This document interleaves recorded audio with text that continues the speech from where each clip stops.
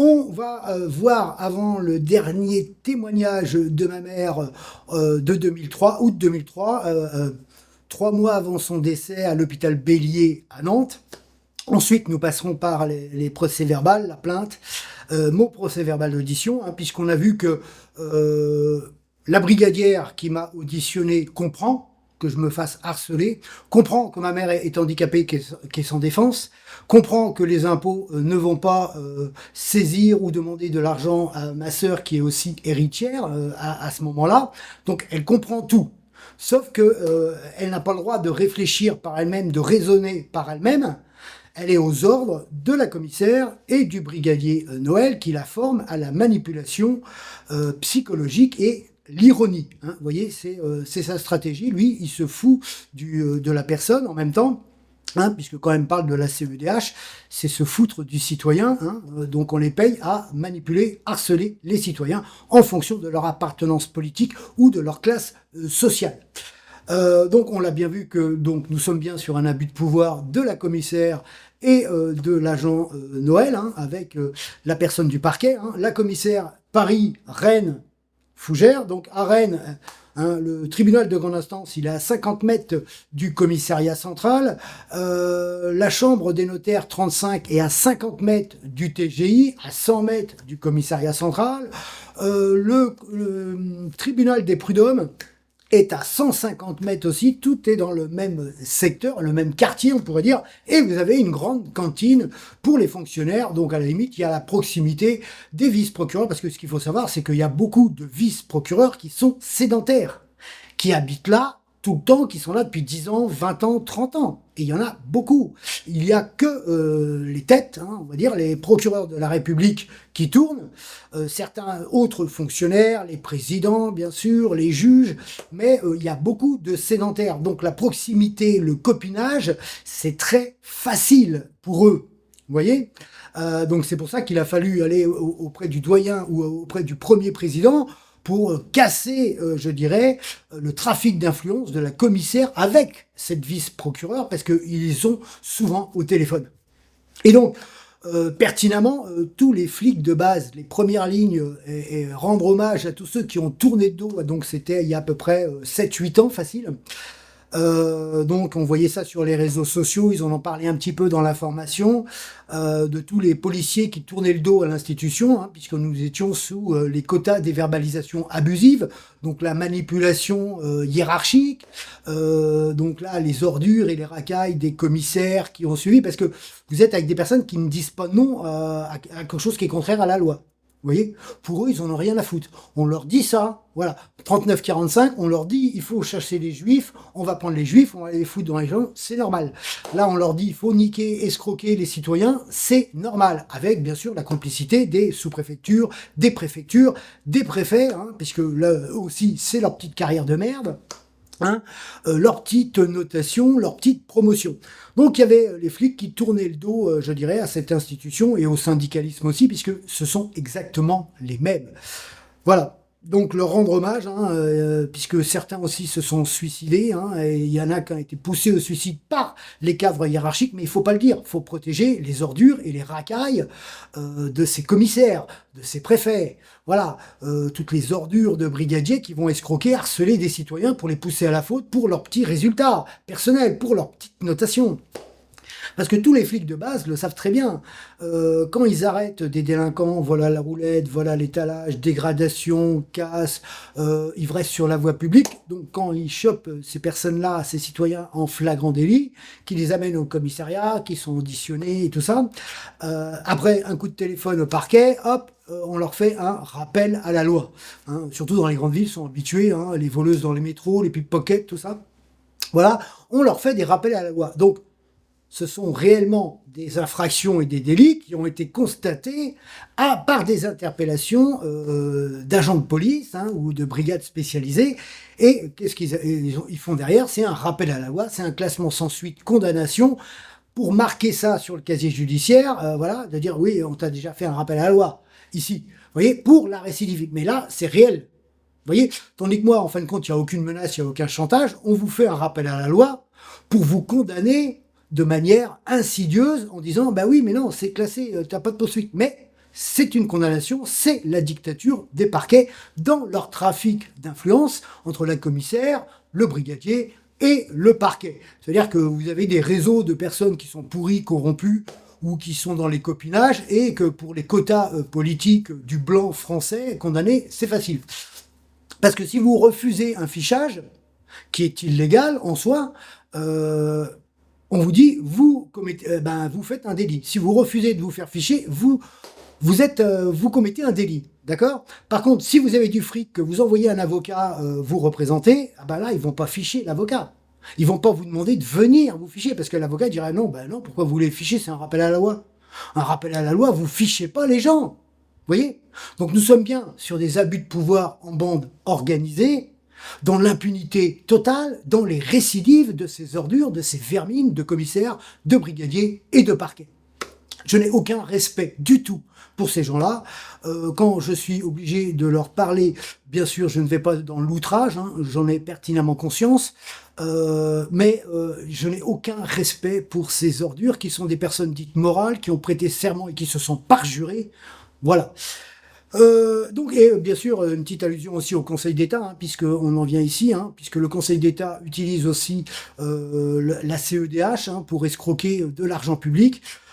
Par et au travers des associations ou des ONG, on a pu le constater avec les présidences de région qui ont saisi le Conseil d'État pour subventionner des ONG clandestines, des associations, l'écologique c'est pareil. Vous avez le Conseil d'État qui impose une politique de la pêche alors qu'elle sort du cadre, ils sont dans l'arbitrage, ce n'est pas de leur ressort. Mais comme ils sont dans le pouvoir absolu et que pour l'enrichissement personnel des entreprises, d'avocats, des associations, des ONG, ils disent amen à tout. Voilà. Alors qu'ils doivent passer en vérité par le Parlement. Donc là, nous sommes avec des organisations mafieuses et politiques. Et quand le Conseil d'État condamne l'État, elle condamne toute la police pénale, premier échelon, deuxième échelon, cassation. Elle condamne le ministère de l'Intérieur. Elle condamne le ministère de la Justice, en étant et faisant partie et issu du ministère de la Justice, puisque le Conseil d'État, c'est la justice administrative, faut bien le savoir. Mais là, il n'y a jamais personne de responsable. Tous les cadres dirigeants, toutes les ordures et toutes les racailles, c'est l'impunité totale. Il n'y a pas de blâme, on ne peut pas les virer. Il faut garder les pourris pour être encore plus pourris. Et les mieux notés sont souvent ceux qui sont les plus pourris envers les citoyens, puisqu'ils nous considèrent comme de la merde. On voit le témoignage, on passe après sur les documents. Petit retour après sur le schéma temporel avant de faire la jonction pour bien comprendre la différence de la manipulation entre l'intérieur et le juge d'instruction sur les procès-verbales et le dossier que je n'ai pas encore et que je n'ai pas pu consulter dans son intégralité. On voit ça. Alors, Madame Prieur, c'est bien vous? Oui, c'est moi. Madame Prieur, donc, alors, le problème de la maison, ça reste toujours. Pardon? Le problème de la maison, ça reste toujours. Oui. Voilà. Vous êtes séparé de Monsieur Prudor, de mon père, depuis combien? 1995. Le fils, pas votre fils, mon demi-frère, Bastien, qui est né. Voilà. Donc séparé de corps, et vous êtes parti à Montpellier. T'es parti à Montpellier. Oui, c'est ça. Voilà, toi, parle un peu plus fort. Mais moi, je ne peux pas. Oui, essayez un petit peu, le micro, il est là-bas, c'est pour ça. Donc, ok, on est d'accord, et donc, vous êtes divorcé de mon père depuis 2007. C'est ça. Voilà, et vous avez fait un document chez le notaire, comme quoi vous vous êtes arrangé pour la maison, tu as eu des sous sur le protocole et tu as signé les papiers devant le notaire avec le notaire. Oui. En 2007. Oui. Voilà. Et alors, ma mère, depuis que mon père est décédé en 2008, combien de fois tu as failli partir de l'autre côté? 3 comme ça. Voilà. Donc voilà, elle a fait pareil tir, c'est-à-dire décédé 3-4 fois depuis 2008. Donc, c'est pour ça que la préoccupation de la maison, ce qui s'est passé avant, c'est le dernier des soucis de ma mère. Voilà. Donc, ça, c'est la réalité depuis que mon père est décédé en 2008. Donc, et tes filles. Donc, depuis quand tu ne vois plus tes filles? Mais la seule que je vois, c'est Sophie. Donc, Sophie, tu as au téléphone et qu'elle passe une fois Ouais. l'année, ou deux ans. Ouais. Voilà. Mais Nolwenn, Mais Nolwenn, j'en ai, il y a bien longtemps. Ça fait bien 4-5 ans, voilà. si c'est pas plus. Donc, il y a toujours personne qui t'aide pour les papiers, pour rien du tout. Non. Donc il y en a qui, il y en a qu'un. Depuis quand même, hein, depuis quand même, tout le temps. Hein, depuis, de toute façon, que le père est décédé, de toute façon, le seul qui t'aide ici, c'est bien moi. Sur les papiers, les machins. J'ai jamais dit le contraire. Oui, non, mais je sais bien, c'est pas à toi qu'il faut le dire, c'est à eux. Là. C'est mon fils qui m'aide à faire tous mes papiers, car moi je suis incapable. Voilà. Et là, pareil pour la technologie, les Oui, c'est machins, les trucs, voilà.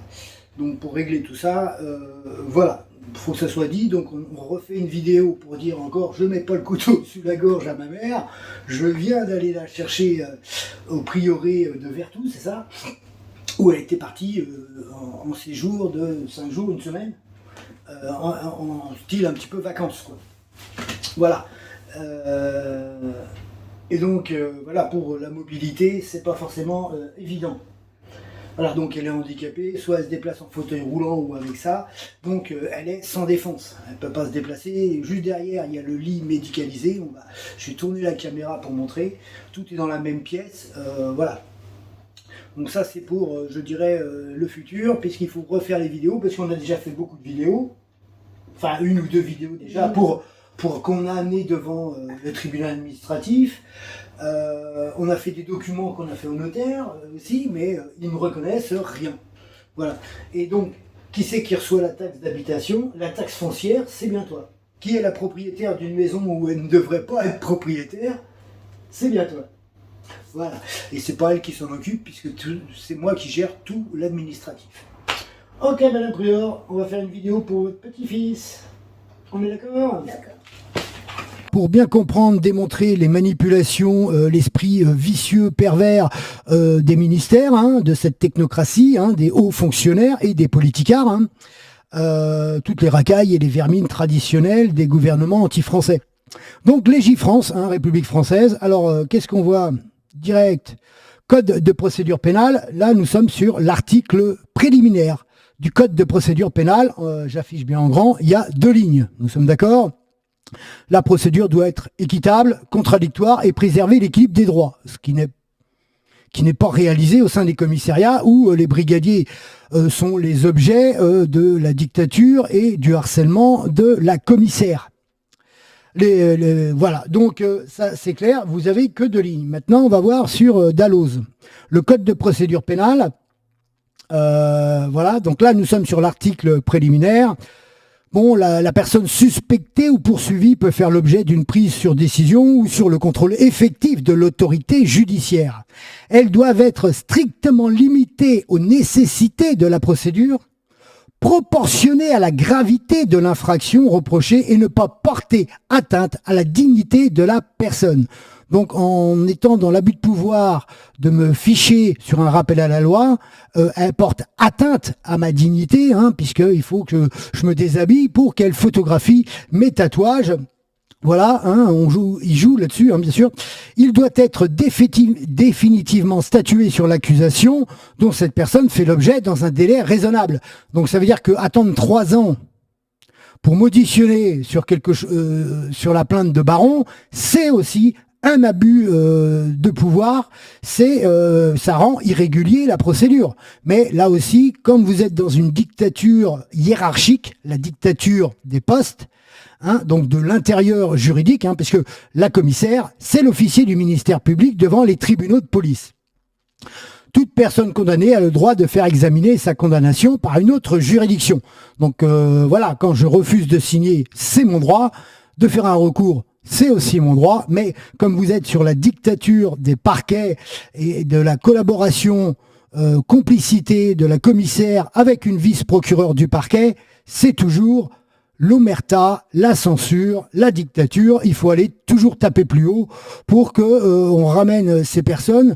Voilà. Mais eux, ils sont toujours en récidive. Donc nous sommes toujours sur cet esprit criminel, cet esprit nazi de l'idéologie de la race supérieure des intouchables. Les abus de pouvoir, tout ça en bande organisée comme ça, c'est entre 5 ans et 10 ans de prison ferme. Mais c'est toujours omerta, c'est toujours l'impunité pour cette criminalité dirigeante.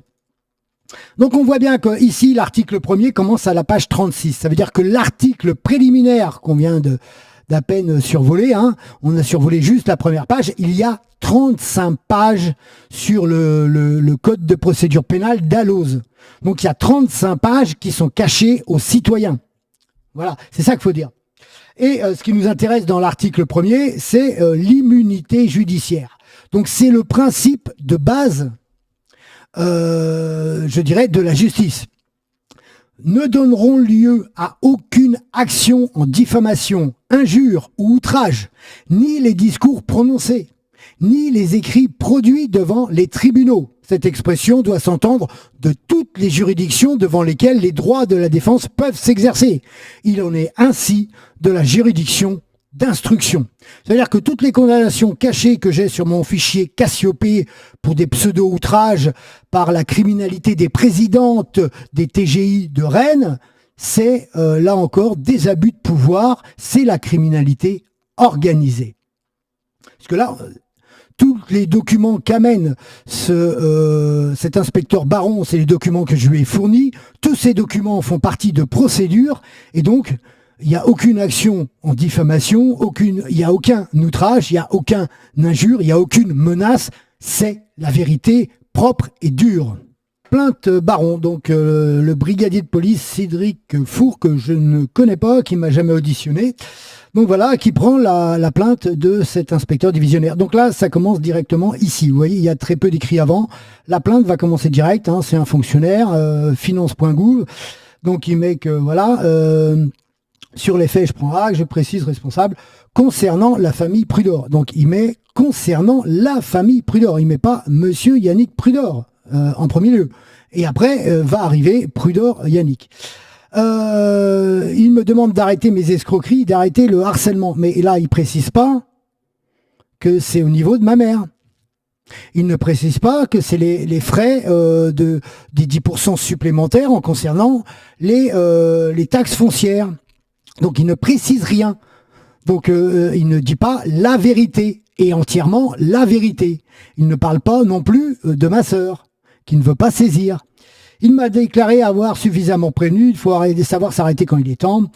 Dans son document qu'il m'a remis, il indique qu'il est un ancien militaire combattant sniper. Là aussi, il va mentir. Hein. C'est parce que quand il m'a vu la première fois, j'avais mes décorations militaires volontairement mises. Et quand il m'a demandé à quoi ça correspondait, je lui ai dit, je suis un ancien militaire, ancien combattant, voilà. Et je suis commando sniper. Et sniper, j'étais en Afrique, on va dire. J'ai le brevet commando, je n'ai pas le brevet de sniper. Quand on part en outre-mer, les engagés, fonction des unités de combat, hein, moi, vous n'avez pas forcément le brevet. Non, ça c'est pour une petite parenthèse. Donc il l'a vu arriver, il me voit arriver, je lui remets les documents comme à chaque fois qu'il se déplace. Oui, parce que je reviens à chaque fois. Donc au lieu de payer un timbre, comme il n'y a pas loin, ou d'envoyer ça en accusé de réception, je remets ça en main propre. Ce qu'ils ne savent pas, hein, ils ne connaissent pas. Hein. Voilà, il faut arrêter escroc, donc bien sûr je renouvelle, hein, tous les enregistrements aussi le prouvent, hein, et je le dis, hein, il faut savoir s'arrêter, donc il redit la même chose. Par contre, il n'y a aucune menace. Il est temps de savoir rétablir les droits de tout un chacun, les obligations notariales, parce qu'il cache que c'est d'abord notarial. Il cache que il y a des droits, que les droits ils les reconnaissent pas, parce qu'ici il parle pas de notaire, hein, il parle que de moi. Il ne parle pas de la succession. Donc là encore, sa plainte est diffamatoire parce qu'il cache l'essentiel des faits.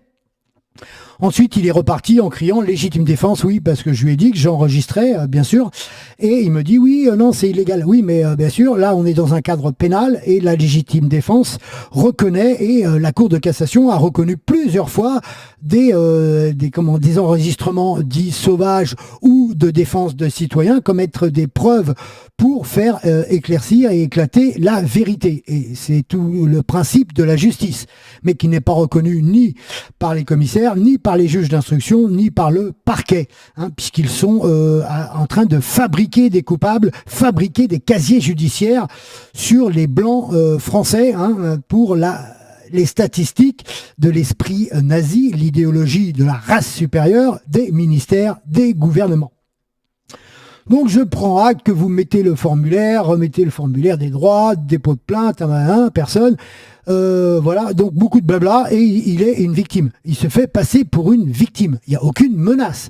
Et il vient sur la demande de sa direction. J'ai alerté ma direction qui m'a invité à venir déposer plainte. C'est-à-dire que lui, il n'aurait pas eu le courage de venir déposer plainte, mais si sa direction lui dit qu'il faut aller porter plainte, il va porter plainte.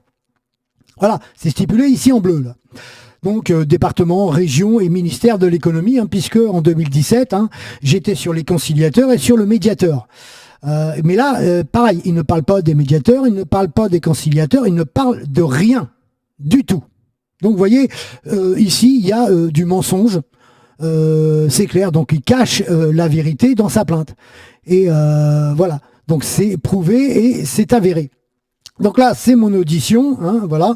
Donc là, il monte sur la garde qui a été confiée à sa mère, c'est faux. C'est pas vrai non plus. Donc là, il y a mes décorations qui sont stipulées. Bon, il y a 2-3 lacunes encore, hein, parce qu'elle n'avait pas tout repris. Donc là, il me dit la qualification, commettre un délit contre une personne chargée, menace, machin. Voilà, blabla, comme quoi, bon, je suis arrivé de moi-même, je refuse d'être assisté par une entreprise d'avocats, puisque je n'ai rien à me reprocher, au vu de la loi. Mais la loi est inconnue par les cadres hiérarchiques dirigeants de la criminalité des parquets, hein, puisque la commissaire, c'est un officier du ministère public, donc ils sont à cheval entre, je dirais, l'intérieur juridique.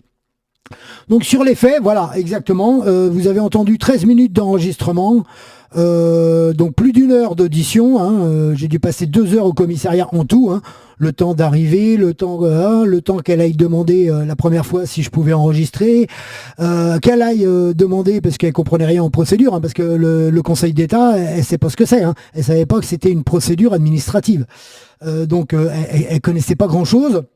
Voilà, donc sur les 95% de l'audition, c'est de la communication informelle, où je lui dis, tout est dans le dossier, tout ça, rien n'est écrit. Là, vous avez 5 minutes à peine de l'audition qu'on entend, bien sûr. Hein. Et quand la commissaire vient, je dis, bon, bah, écoutez, on va couper court, hein, ça sert à rien d'aller plus loin, puisque je ne reconnais pas les menaces, puisqu'il n'y a aucune menace.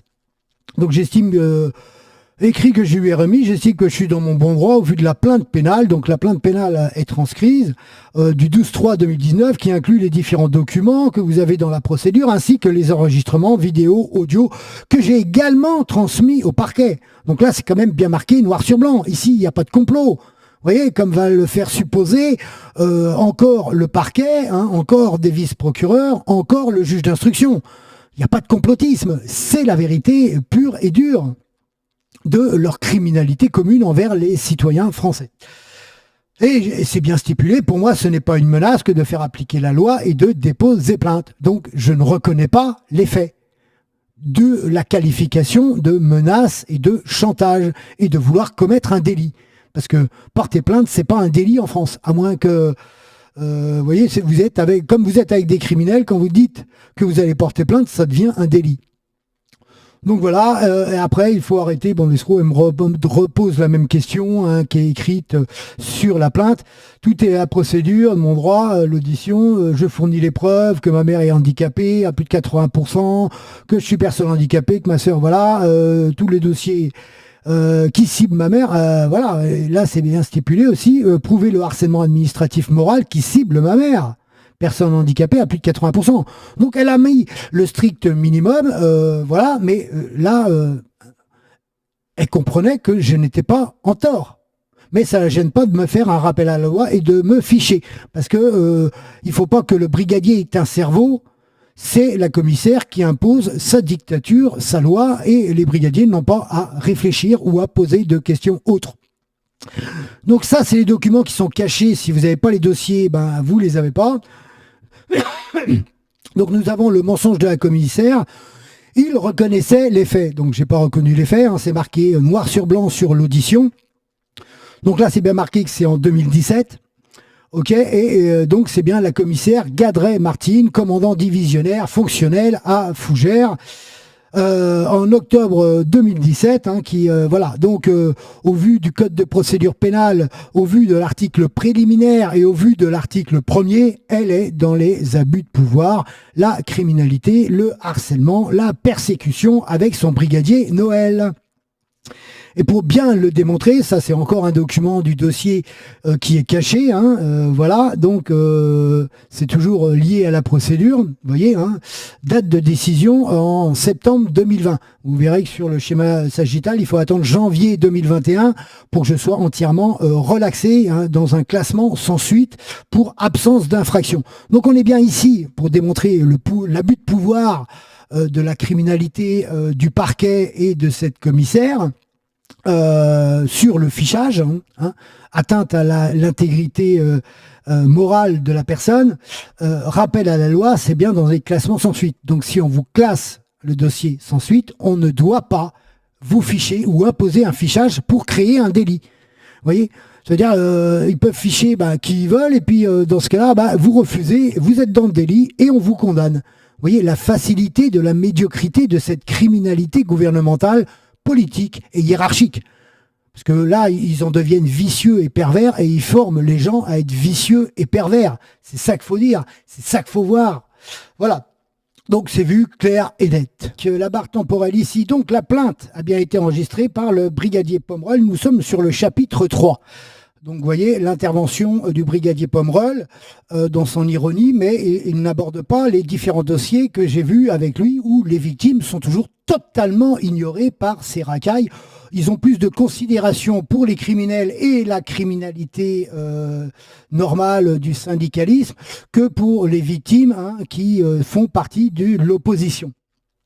Donc c'était en mai 2016 pour moi, en mars 2017 pour mon fils. Donc ici, en vérité, il aurait dû avoir des procès-verbaux d'audition, une enquête, puisque moi j'ai porté plainte, j'ai fourni plus de 300 documents de preuves concernant les mensonges, la manipulation de l'entreprise d'avocats, hein, tout ce qu'on a vu, hein, avec les enseignants de la ville de Fougères, donc le responsable de la ville de Fougères, le directeur de la mission locale, qui est pas là mais qui atteste, l'éducateur qui se cache derrière son directeur, hein, voilà, et en bas, qu'est-ce qu'on retrouve? Le conciliateur fiscal au niveau par rapport aux impôts. Donc les autres procédures, ils n'en parlent pas non plus, hein, le brigadier Pomerol, hein, voilà, à part de l'ironie, les autres dossiers, on n'en parle pas.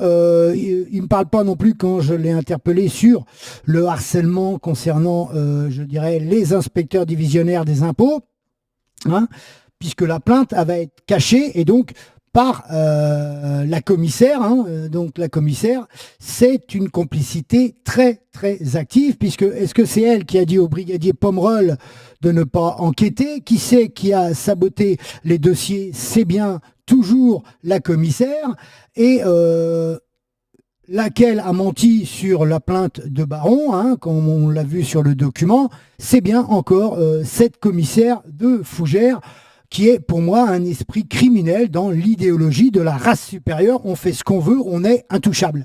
Voilà, ça c'est une faute lourde, elle n'a rien à foutre dans la police.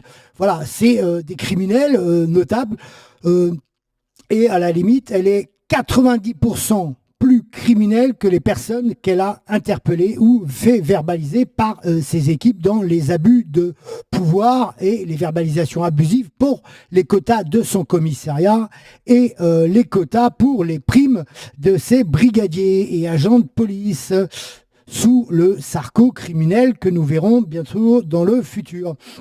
Voilà, donc on voit bien qu'ici il y a dû avoir une enquête, mais bon, moi je ne l'ai pas trouvé déjà dans le dossier, hein, à la première lecture, et on voit bien que le brigadier Noël et la commissaire sont là déjà à œuvrer dans l'ombre sur le dossier.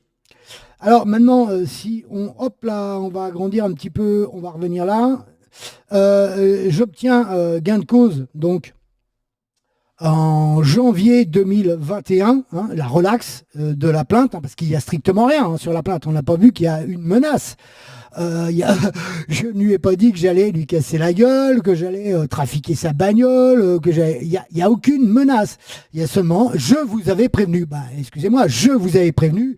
Depuis quand c'est une menace? Hein, parce qu'il a caché que j'allais porter plainte.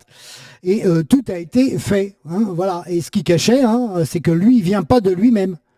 Il vient parce que son cadre supérieur hiérarchique, lié au ministère de l'économie, lui a dit d'aller porter plainte. Vous voyez, ce sont seulement des petits soldats qui font ce qu'ordonne le cadre hiérarchique. C'est-à-dire qu'ils ne doivent pas avoir de cerveau, ces gens-là. Donc nous avons des mange-mères payés, surpayés, à ne pas réfléchir. Et pourtant, ils sont tous diplômés. Hein. On est d'accord. Alors maintenant, ce qu'on va voir et ce qu'on n'a pas vu, ce qu'on a survolé dans le dossier 3, hein, c'est la suite de la procédure 3 avec le réquisitoire définitif du parquet et l'ordonnance de non-lieu du juge Magnier qui a été totalement écartée par la complicité des présidents des chambres d'instruction. Voilà, ça c'est clair. Et le dossier, bien sûr, donc l'ordonnance et mon appel, hein, qui a à peu près un an, hein, puisque c'était en août 2023, nous sommes en août 2024. La fin du chapitre 3, hein, donc le réquisitoire définitif aux fins de non-lieu du parquet. Alors, ce qu'il faut regarder d'abord, c'est les dates. Le 11 juillet 2022. Voilà, moi je fais mes observations, c'est le contradictoire au 12 juillet 2022. Voilà, et vous avez l'ordonnance de non-lieu au 18 août 2023. Pourquoi? Parce qu'il y a toute la procédure au niveau de la chambre d'instruction, puisque j'ai demandé l'annulation et la destitution du juge Magnier qui n'a fait aucune enquête, qui est un harceleur, qui a un esprit criminel. Vous êtes avec un esprit criminel d'un homme qui est 90% plus criminel que les criminels qu'il a fait condamner. Vous voyez, parce que là, on arrive entre 20 ans et 50 ans de prison ferme au vu des manipulations en bande organisée, en préméditation au sein même de l'institution. Et on parle ici surtout et avant tout de pseudo-personnes morales, de personnes qui se sont parjurées pour les intérêts toujours financiers et politiques de la dictature du tous contre un. Vous êtes sur l'ultra-violence psychologique de ces criminels de la magistrature, voilà. Et là, on ne parle pas de flics, on parle du sommet de la pointe de la criminalité hein, et du terrorisme psychique que réalisent ces hauts fonctionnaires sur les citoyens, les 25 millions de citoyens des classes moyennes et populaires et défavorisées, où ils peuvent asseoir leur sadisme, leur perversion, leur criminalité, en fait. Voilà, donc ici, voilà, là on arrive, donc on voit bien que c'est la ville de Fougères, hein, Février, Hardy, Le Gall, hein, qui sont des adjoints, Rosy Pala et l'association du Babington Club de Fougères, où ils ont oublié bien sûr la mission locale. Voilà donc le premier blabla, donc on est bien sur la plainte auprès du procureur de la République du 6 mars 2016.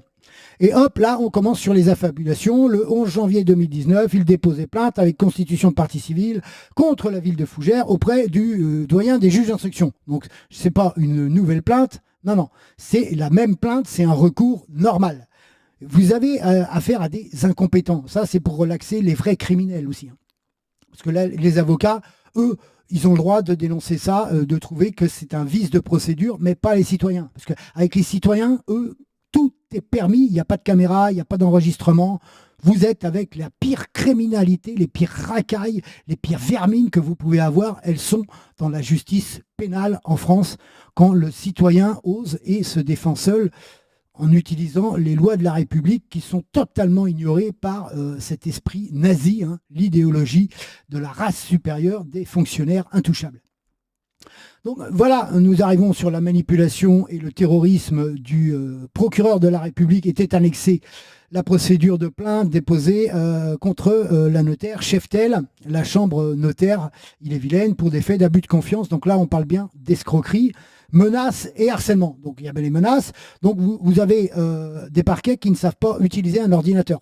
Vous leur filez des preuves sur un DVD, ils ne savent pas écouter et travailler sur des preuves informatiques. Vous voyez la médiocrité de ces gens-là.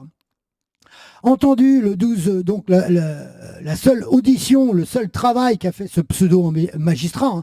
Donc là on parle de feignants, de mecs qui sont avec des RTT, qui n'a pas de valeur, qui n'a pas d'honneur, et qui est un criminel, hein, celui-ci. Hein, parce que là, nous parlons de faux et usage de faux qu'on va voir dans son ordonnance pénale, couvert par la chambre d'instruction, par, je dirais, les présidentes qui ont dit, bah non, ça, on ne va pas le savoir, on ne va pas le comprendre. Vous voyez, parce que tout ça, ça a été apporté auprès de la chambre criminelle pour, bien sûr, puisque je demandais le désistement de ce juge d'instruction. Questionné par le juge d'instruction, Yannick Prudor tenait des propos incohérents portant sur un complot politique et institutionnel. Donc ce qu'ils écrivent là, c'est lié à le procès-verbal que j'ai refusé de signer de ma première et seule audition avec ce juge d'instruction. Vous voyez ? Donc comme il a marqué que je tenais des propos incohérents, donc là vous êtes avec le copier-coller. S'agissant des chefs d'infraction visés au réquisitoire, ils réfutaient être victimes d'escroquerie. Donc vous voyez, sur le premier dossier, je réfute d'être victime de l'escroquerie, mais je n'ai jamais dit ça. Je ne l'ai jamais écrit. Bien sûr que si, puisque je dénonce l'escroquerie d'avocats. C'est l'entreprise d'avocats qui veut escroquer mon fils au travers du faux et de l'usage de faux. Donc quelque part, comme c'est moi qui m'occupe du dossier avec mon fils, bien sûr qu'il y a l'escroquerie. Si on aurait été condamné, qui c'est qui aurait payé les frais d'avocat? C'est bien moi. Ça n'aurait pas été mon fils qui ne travaillait pas, qui n'avait pas d'argent. Donc en bande organisée, corruption, abus de faiblesse, hein, ça c'est aussi pour ma mère. Hein. Et lui aussi, puisqu'il était, et nous le verrons dans le chapitre de la santé, hein, avec la psychiatre hein, qui lui refuse, et la complicité de la psychiatrie. Je vous dis, c'est tous contre un. Et favoritisme, bon, il répondait par ailleurs ignorer les raisons pour lesquelles ce n'était pas plutôt son fils qui avait déposé plainte. Donc là, ils affabulent, ils mentent, puisque mon fils a porté plainte. Mais comme ils n'ont pas étudié, ils n'ont pas travaillé le dossier, ils n'ont rien à foutre. Vous êtes avec les pires criminels, les pires ordures qui existent, je dirais, dans notre société moderne. Ce sont les magistrats, les dirigeants des cadres hiérarchiques de l'intérieur juridique envers 25 millions de nos concitoyens, de la population, des classes moyennes, populaires et défavorisées. Donc au terme de la formation judiciaire, alors vous voyez qu'ils n'ont rien développé. Hein. Il n'y a personne. Aucun procès verbal d'audition, le maire, tout ça. Non, il n'y a que Yannick Prudor, mon fils totalement ignoré, ma mère totalement ignorée. Donc là, je rattaque direct et j'envoie des copies donc au procureur de la République, à la vice-procureure qui me fait ce torchon, hein, parce que là, on ne parle même pas de torchon, on parle d'usage de faux. Ça, c'est un usage de faux. Une personne qui n'a rien foutu sur le dossier, qui n'a juste que lu simplement le procès-verbal d'audition réalisé par le juge d'instruction Magnier, mais que je n'ai pas signé, alors que c'est moi qui ai déposé plainte, c'est moi qui ai fait le recours, c'est moi qui paye la caution, mais c'est moi qui parle d'un complot. Vous voyez, ils sont complètement déconnectés. Hein. Voilà. On protège les criminels, on condamne et on escroque et on harcèle les victimes. Donc pour bien démontrer les preuves de la sincérité du tout, donc le doyen, la consignation, l'audition de plainte, la déclaration de la requête, la copie exécutoire du juge de l'exécution en avril 2019, comme quoi on avait gagné la procédure civile, on a gagné au niveau de la cassation, qu'il y a bien eu une procédure au niveau du tribunal administratif, tout ça, c'est totalement ignoré par le parquet parce qu'ils en ont rien à foutre, mais totalement rien à foutre. Ce sont des criminels. Donc les observations, donc bien sûr, je vais tout développer, bien sûr, face au parjure de ces magistrats, parce que voilà, c'est les victimes, ce sont des criminels pour eux. Voilà, et on va harceler les criminels parce qu'ils ne rapportent pas d'argent aux entreprises privées. Ils ne rapportent pas d'argent à leurs entreprises notables. Donc mon fils avait bien un casier vierge qui est totalement ignoré, la plainte ignorée. Ma mère qui est reconnue devant le tribunal administratif, le Conseil d'État, quel que soit le résultat, elle est totalement ignorée. Elle a 82 ans. L'abus de faiblesse concerne ma mère et mon fils. Ils sont totalement ignorés. Là, je dirais, ici, pareil, il ne parle même pas, je dirais, des tentatives de suicide, du burn-out. Hein. Rien du tout. Il n'y a rien. C'est vraiment... voilà, vous avez l'exemple type de la criminalité organisée, association de malfaiteurs, du fonctionnariat politique, de la criminalité moderne, scientifique, de cet intérieur juridique financier. Donc là, je développe un peu le notarial. Hein. J'ai fourni un DVD, c'est écrit, les audios, les menaces du mari, je ne les ai pas inventés, vous les avez entendus. Tout est clair, net et précis. Vous voyez ? Là, les escroqueries concernant l'argent public de 200 000 à 500 000 euros, parce que je ne peux pas réellement le chiffrer hein, sur toutes ces années, mais c'est à peu près dans cette fourchette-là, 500 000 euros. On parle de plus de 3,5 millions de francs à l'époque. Concernant la fédération du BCPF, qui n'est pas une association, et ils doublaient leurs subventions, hein, et nous avons la ville de Fougères qui ne fait pas la différence entre une association et une fédération, qui n'est pas du tout pareil et qui n'ont pas du tout les mêmes statuts.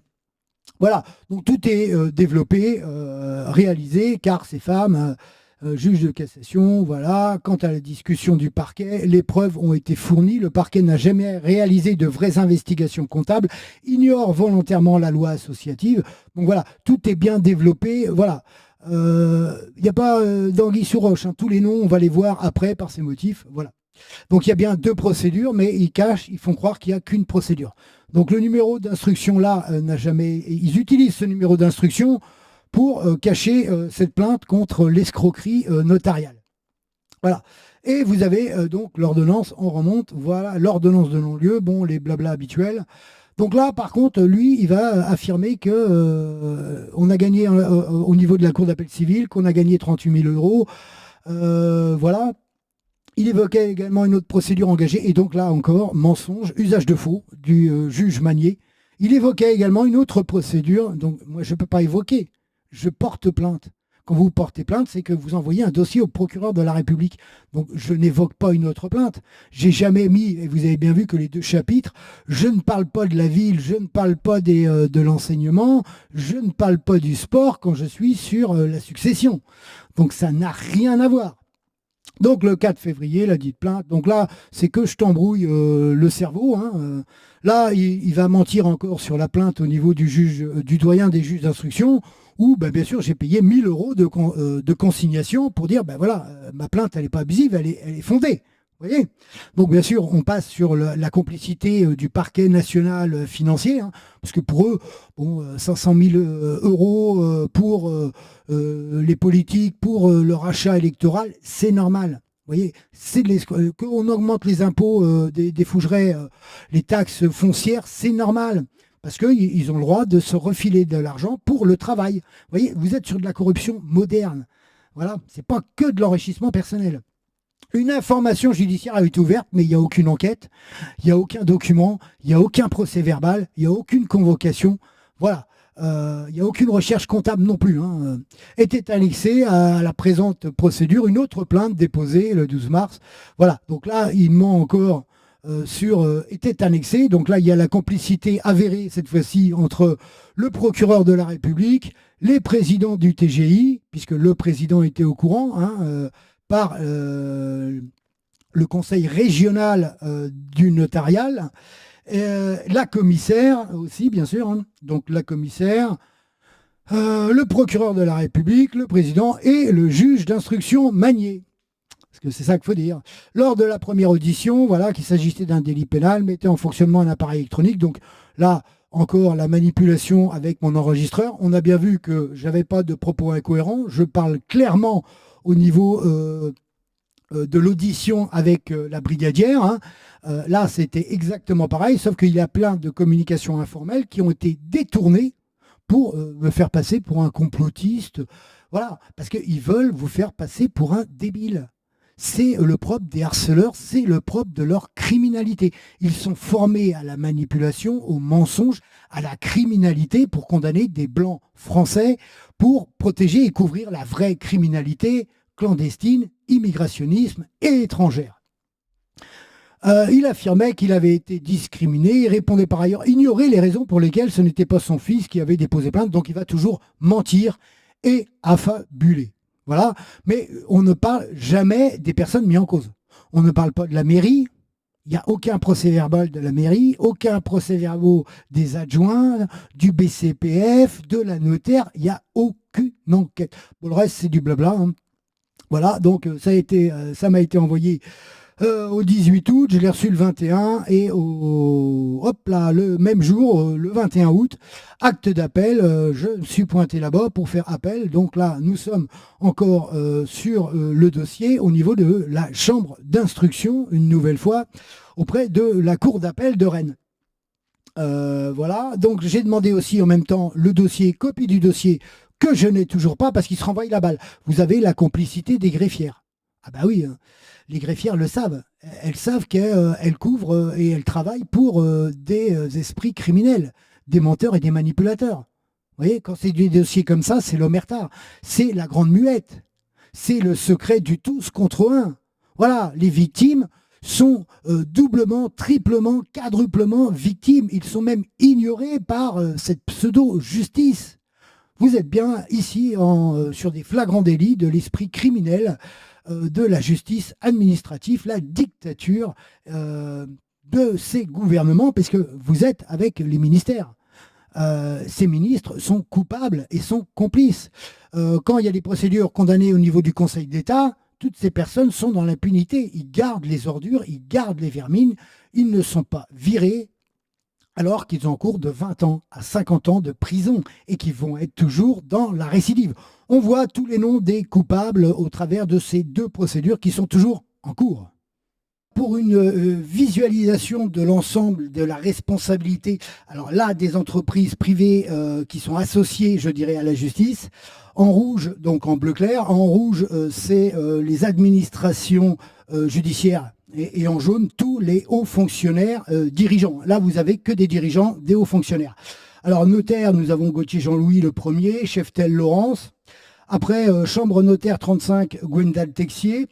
Lano et Agnès, la région Bretagne, la présidente, hein, qui prévient le procureur de la République, le président du TGI, ainsi que le président de la chambre notaire. Bon, et l'ATI, à moindre problème, on va dire, et commence toutes les administrations juridiques qui laissent faire les escroqueries, le harcèlement en bande organisée.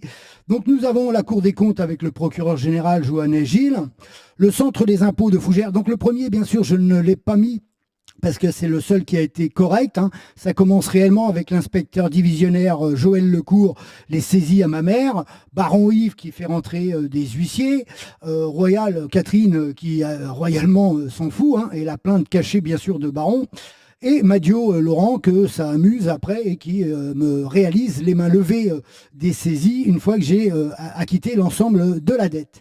Alors la direction régionale des finances publiques, pareil, hein, sur Bretagne, hein, Rennes, Guilouet, Alain. Donc le ministère des finances publiques, les conciliateurs et le médiateur. Hein. Donc là, en vert, hein, toutes les années, hein, bien sûr.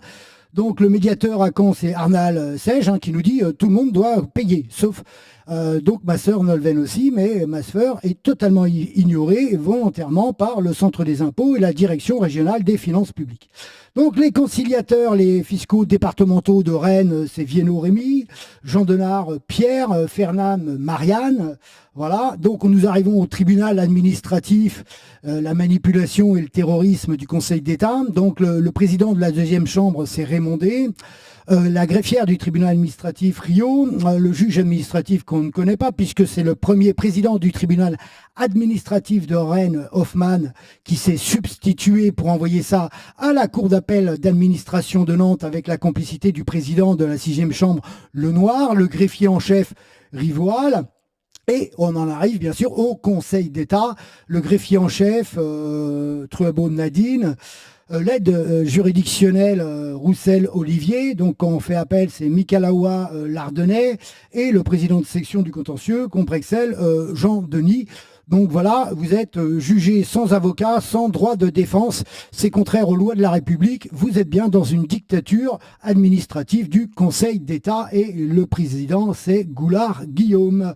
voilà, qui réalise cet acte écrit, on va dire. Donc le tribunal de grande instance, ça commence avec le procureur de la République, Astruc Philippe, en 2019. Hein. Le président du TGI qui a été prévenu de la plainte, c'est Joulin Olivier, hein, qui était président du TGI de Rennes à ce moment-là. Alors, les complicités du commissariat de Fougères concernant la plainte, et qu'on va voir, donc tous ceux qui sont en nom, là, les noms qui sont en rouge, c'est qu'on le voit sur le chapitre 3 et le chapitre 4. Donc voilà, ils sont à cheval sur les deux dossiers, donc ils sont au courant des dossiers. Donc bien sûr, la commissaire OMP de Fougères, Martine Gadret, le brigadier de police, la brigadière Joëlle Hippomène qui m'a entendu, hein, qui me dit oui, je comprends, mais qui me fait un rappel à la loi pour cacher le brigadier de police qui est l'harceleur de la commissaire Noël Cyril. Alors la plainte Baron, elle est instituée sur le deuxième procureur de la République, c'est Nicolas Jacquet. Enfin, je ne sais pas si c'est Nicolas, mais c'est Jacquet. Voilà, le vice-procureur qui est complice, qui ne reconnaît pas non plus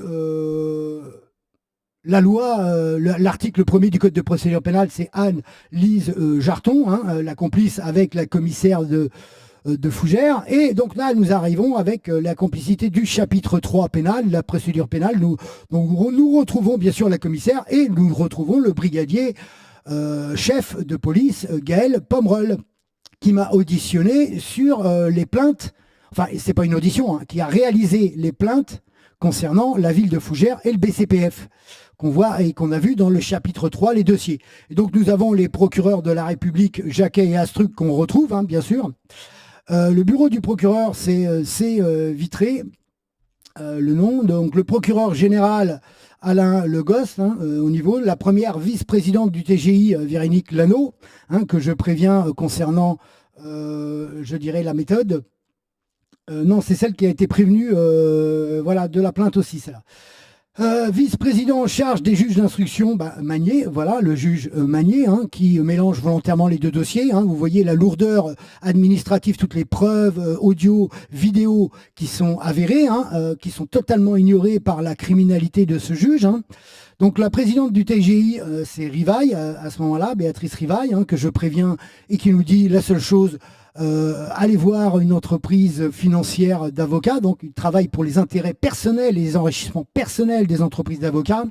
Donc la complicité de la juge de la chambre d'instruction de la cour d'appel, donc c'est Christine Moreau, Anne Desportes et Sami Ben Hadja, hein, ce sont tous les présidents qui ont totalement ignoré volontairement les preuves, les dossiers, hein, quand on voit l'enregistrement que j'ai réalisé auprès du commissariat de police, il n'y a pas de complotisme, il n'y a pas d'incohérence.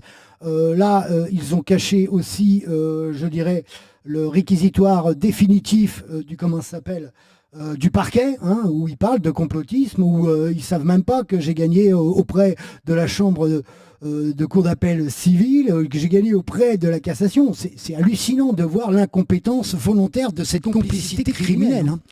Alors nous arrivons sur la chambre criminelle, hein, donc l'aide juridictionnelle, hein, le président Pelletier, secrétaire et greffier M. Sebaï et magistrat délégué Mazio. Pour la chambre criminelle, M. Bonal, hein, le premier président, c'est Christophe Soulard.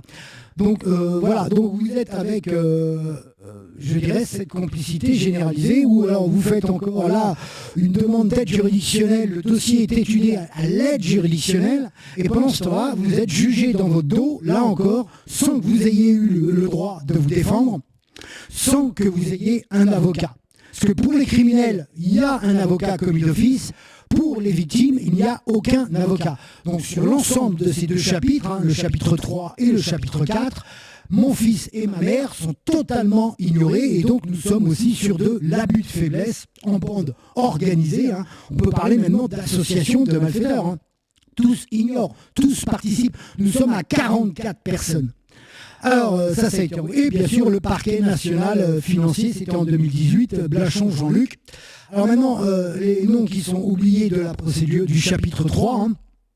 Voilà, donc la procédure de la ville, donc nous retrouvons les élus, Feuvrier, Hardy, Le Gac, Le Grand, Rosipala, et l'entreprise d'avocats qui a voulu réaliser une escroquerie à travers le faux et l'usage de faux, le trafic d'influence et financier du BCPF avec la mission locale, avec les adjoints de la ville de Fougères, et bien sûr le Conseil des prud'hommes, hein, la criminalité syndicaliste, qui est complice de ça en donnant raison, je dirais, en écartant totalement et en ignorant totalement le dossier de mon fils.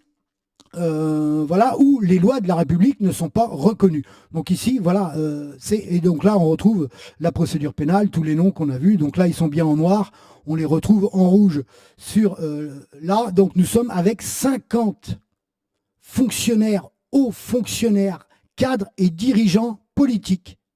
Donc là, vous avez les réseaux syndicalistes, vous avez les réseaux politiques, vous avez les réseaux universitaires et vous avez les réseaux féministes. Donc, la procédure suit son cours. Chapitre 3 et chapitre 4 ont bien fusionné au niveau du juge Magnier, hein, de l'abus de pouvoir, du harcèlement, de la dissémination de preuves consenties par la chambre d'instruction et les présidentes et les présidents de la cour d'appel de Rennes, la manipulation dans la criminalité de la chambre criminelle de la cassation avec l'aide juridictionnelle. Hein. On manipule les dossiers, on vous juge alors que vous n'avez même pas le droit de vous défendre, hein, puisque le dossier était en cours. Vous voyez ? Donc là, nous sommes avec les réseaux de la criminalité de la magistrature et vous êtes au dernier échelon. Hein. On parle du terrorisme, du Conseil d'État, c'est pareil. Vous n'avez pas le droit de vous défendre, vous n'avez pas le droit d'avoir un avocat, même si vous avez l'aide juridictionnelle totale. Donc il y a toute une omerta, toute une criminalité qui s'organise pour protéger et pour les intérêts et l'enrichissement personnel des entreprises avocats, huissiers, notaires. Voilà, on parle ici de plus de 50 cadres dirigeants élus syndicalistes sur la globalité, hein, et surtout beaucoup de fonctionnaires de la justice, hein, qui va tout azimut, hein, le faux, l'usage de faux, le terrorisme, ils portent atteinte à la dignité des personnes tout le temps. Et là, on est victime. On est des victimes, on n'est pas des présumés coupables. Vous voyez, sauf sur le dossier Baron où la commissaire va faire usage de faux. On le voit et on peut le constater que si on récupère le dossier. Et si vous récupérez le dossier, parce que si vous passez par une entreprise d'avocats, il y a certains documents qui ne vous seront pas transmis parce qu'ils se couvrent, parce que c'est leur business, c'est leur traditionnelle formation à la criminalité, hein, puisque là on voit que c'est toujours la manipulation, le mensonge, le faux, l'usage de faux, la formation à l'escroquerie avec le brigadier Noël sur les verbalisations que l'on verra, qu'ils se remettent jamais en question et qu'ils sont intouchables. Donc nous sommes bien sûr l'idéologie de la race supérieure des intouchables, l'esprit nazi de l'intérieur juridique, financière. Donc ces 50 personnes sont condamnables d'après le code en cumulant préméditation, en bande organisée, on peut parler d'association de malfaiteurs au vu de la complicité globale, le terrorisme administratif, entre 10 ans et 50 ans de prison ferme. Donc on arrive à un millénaire à peu près, à quelques siècles près, de condamnation globale pour ces 50 personnes, rien que sur ce dossiers, et qui sont 2 dossiers non reconnus. Alors, la question c'est comment va réaliser, que va faire la chambre criminelle? Va-t-elle vouloir lancer réellement des investigations ou va-t-elle perdurer dans sa criminalité? Parce que pour répondre là à la brigadière Hippomène, il y a d'autres solutions parce qu'ils ne savent pas que les dossiers ne sont pas prescrits. Si la plainte elle est classée sans suite, vous avez 10 ans encore pour relancer la plainte au niveau du commissariat si vous ne subissez pas la discrimination, le racisme et la vengeance de la commissaire qui est actuellement dirigeante du commissariat où vous voulez porter plainte. Vous avez le choix aussi de passer par une entreprise qui aura les épaules aussi de s'attaquer au parquet et qui voudra peut-être, parce que eux ils ont le droit de refuser les dossiers.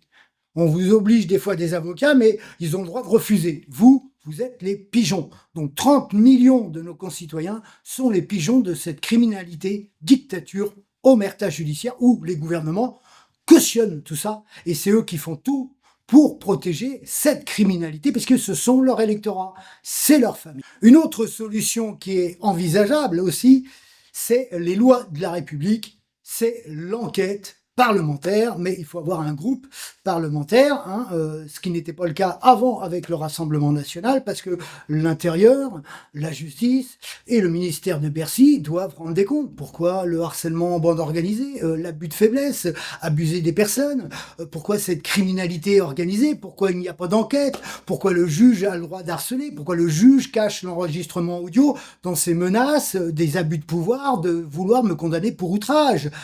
Pourquoi les présidentes de la chambre d'instruction cautionnent, pourquoi la chambre criminelle cautionne, pourquoi le terrorisme du Conseil d'État. Chapitre 5, la santé